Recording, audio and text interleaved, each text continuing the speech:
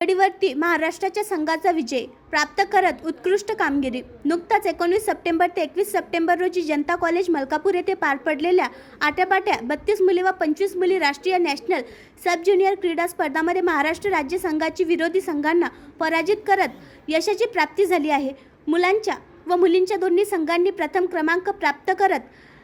पुद्दुचेरी संघाला द्वितीय क्रमांकाचे दर्जा दिला व शेगाव येथील माऊली स्कूल ऑफ स्कॉलर्सच्या विद्यार्थ्यांची महाराष्ट्राच्या संघामध्ये उत्कृष्ट कामगिरी केली। माझा विद्यार्थी हा उत्कृष्ट खेळाडू व्हावा अशी स्वप्न पाहणारे शाळेचे संस्थापक ज्ञानेश्वर दादा पाटील आणि मुख्याध्यापिका मृणालीताई पाटील तसेच जिल्हा संघटनेचे सचिव भूषण दाभाडे व महाराष्ट्र राज्य आट्यापाट्या महामंडळाचे सचिव